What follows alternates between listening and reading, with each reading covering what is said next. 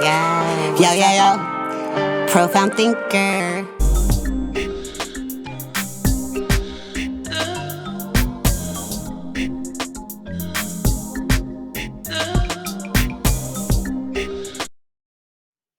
Good afternoon, good evening, good day, beautiful people. This is Profound with Profound Thinkers Investing, the show. And we're here today with part 3 in our conversation with Dohn Thornton. We're looking at Chapter 7 versus Chapter 13 bankruptcy.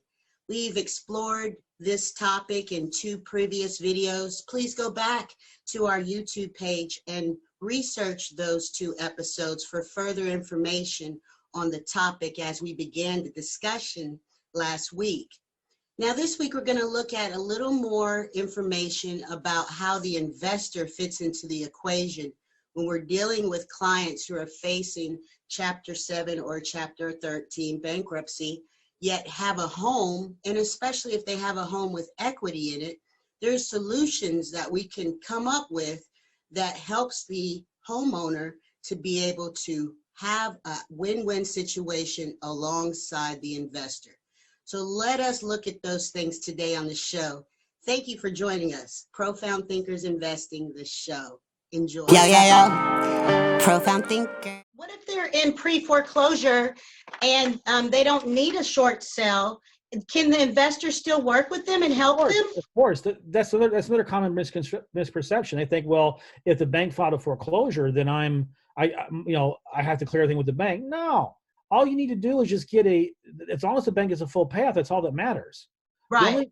The only difference is that if it's, again, if we're talking about a judicial state like Florida is, you have to order the payoff from the attorney of the mortgage company, not the bank, because the bank will not include attorney's fees.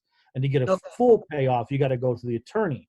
But that's just one little small wrinkle. You get authorization and send to the attorney, and you get updated amounts owed in like 5 to 7 days. So all you do is just pay them, and then you're in good standing.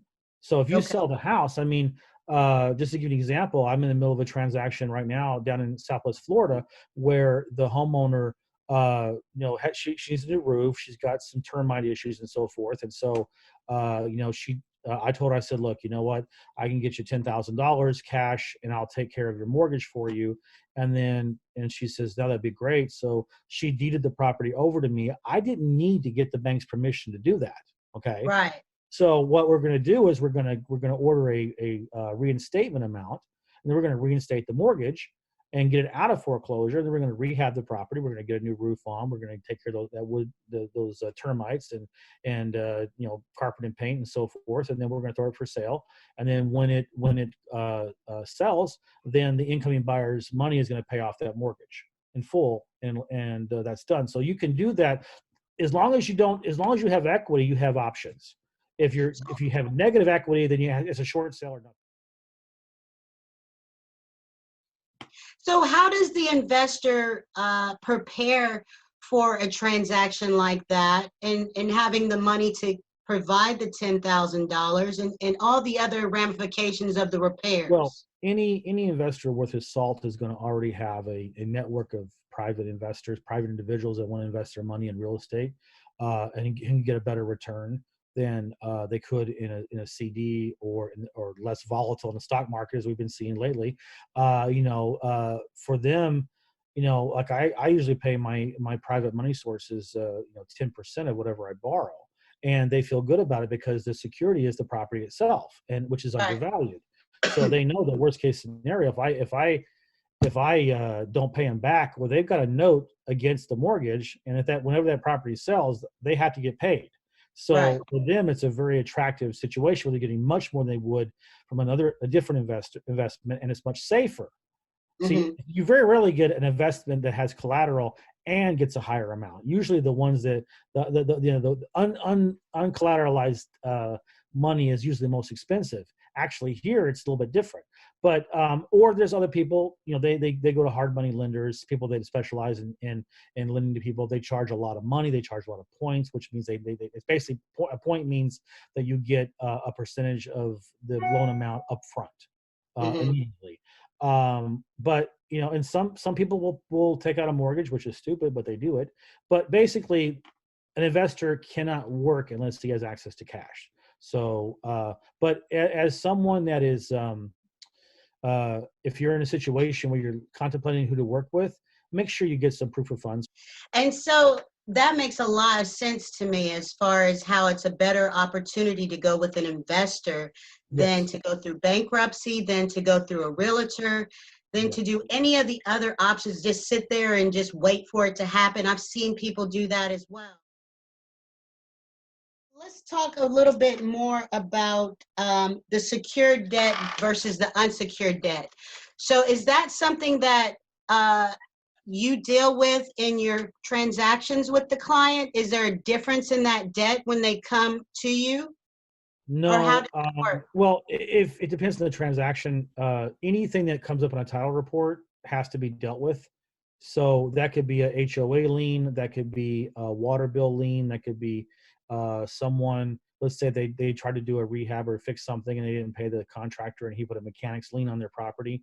Or let's say maybe they haven't been keeping up with their house and the county or the city does a code enforcement violation. Any liens or encumbrances that are attached to the property have to be dealt with at closing. And so what we normally have to do is negotiate them as well. So not only Okay. are we negotiating with the bank if it's a short sale, but let's say there's equity in the property, we still have to negotiate with them, because if there's a $20,000 code enforcement lien against the property, I know, because I'm experienced, that I can get that negotiated down to just administrative costs, which could be about maybe $400 or $600 or whatever. But they have to be dealt with, is what I'm saying. So, but secured and unsecured debt, and investors, unless you drive a bargain, look, the investor is not going to pay your credit cards off, okay? But what can happen is that if you want to it's all negotiable, but I have paid credit card debts off, but it's been in the context of, I can offer you X amount of money. Do you want me to give it to you lump sum, or would you prefer I pay these credit cards off so you don't get tempted to take it and go out and buy a car? Right. And yes, I've done that before, but I don't have to do that. I just have to. If we have an agreement and a contract, I have to abide by the terms of the contract, which is I'm supposed to give you X amount of dollars. How you want me to disperse, that's your business, as long as you sign a dotted line, paid in full. But if it's a second mortgage, for example, or if it's a line of credit, that has to be on the HUD and it has to be paid. You can negotiate them, but there has to be some kind of document from that lending institution saying that we accept this as payment in full, or we accept this as settlement. Right. That's And like I said earlier, people who tend to fall in these situations have a pattern. And so if you come into contact with a person like Don or myself who have experience, then it's better for you to take the advice of the experienced person than to get that lump sum of money and then blow it, not reinvest it, not help yourself to come to a higher place in life. So that's very good information. Thank you so much. Just So in closing, one caveat real quick. Ask if you want the investor to help you pay off unsecured debt, allow them to use their expertise to try to negotiate a settlement. right. That way you get more money in your pocket and you're making the problem go away. That is a good point. Thank you for sharing that. So in closing, what are your final thoughts on the subject of bankruptcy and dealing with matters of this, of this stature? Only as a last resort. You know, think very clearly about whether you're trying to save your house for sentimental reasons or if a clean start might not be better. I find that this is all anecdotal. I don't have any statistics, but this is 18 years of talking, is I see a lot of people who start with Chapter 13 trying to restructure their debt end up going to Chapter 7. And they might have been better off just to start over again. Right.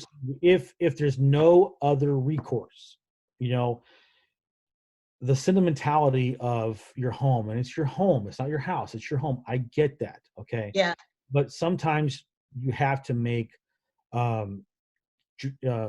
surgical decisions about, do you want a house house is going to cause you gangrene and it's going to eventually get to your vitals and you're going to die, financially speaking, or chop it off and, live to fight another day, as they say. And Exactly. I just think that, in some ways, I know this maybe sound like heresy to some people, but in some ways you might even be better off with the foreclosure happening and not the bankruptcy. Because if you don't do what other people do, don't get the bankruptcy and the foreclosure. Right. That's the Double. worst. And it Wow. happens so often. And it's so Right. unavoidable. It's so And avoidable. so avoidable. Yes, it's so avoidable. Yes, it is. That's Yep. a great point, Don. Thank you so much. We greatly appreciate your expertise and sharing your knowledge with our audience. I know it's valuable information for many of you out there. So, Don, tell us where they can reach you if they're faced with this situation and don't know what to do, have gone to a bankruptcy lawyer, or in these trying times. What should they do to contact you? Just contact me. My email is very, very easy. My company's name is HB Funding. H like hotel, B like Bravo, HB Funding at Gmail. Just send me Wow. an email and I'll be glad to respond to you. I don't have a website. I don't believe in websites. I'm old school. I talk to people. Okay. Mhm. I'm not sending someone to a website to get answers. I talk to you. If you email me and we'll set up a time and I'll talk. That sounds great. And we're going to put Don's information down at the bottom here so that you can get it as well that way. And we will come back next week with another show and where we'll be talking about loan modifications and deed in lieus. So that's another hot topic that a lot of people have been faced with. And we want to elaborate on that topic and tell you what your options are, not only as a person that's dealing with it, but also as an investor, and how we can help people add value to their lives and at the same time help ourselves. And that's a win-win situation, and that's what we believe in. So thank you so much for tuning in today. We had a wonderful conversation, Don. Thank you so much for joining us. Thanks for having And me. we'll see you next week, folks. Have a great day. Good afternoon, good evening, good day, beautiful people, viewers of Profound Thinkers Investing, the show. We appreciate you tuning in today, and we hope you gained ample knowledge on Chapter 7 versus Chapter 13, Part 3 in our discussion with Dohn Thornton of HB Funding. Today we delve deep. We delve deeper than we have in the last two episodes by including the role of the investor in the process. Today on Wisdom's Corner, we'll reflect on what we learned. We learned today how the investor can reinstate the mortgage for a client in foreclosure. We also learned the importance of having a network of investors and private money sources as a real estate investor. We learned what points are in the mortgage transaction. We learned about secured debt versus unsecured debt. We learned about liens and encumbrances on investment properties that must be negotiated as well as documented. We learned that bankruptcy should only be utilized as a last resort. We also learned that it's better to have a clean start sometimes than to go through Chapter 7 or Chapter 13. And lastly, we also learned from Don that there's no reason to have a foreclosure as well as a bankruptcy, especially if you have equity in your property. It's better to talk to an investor.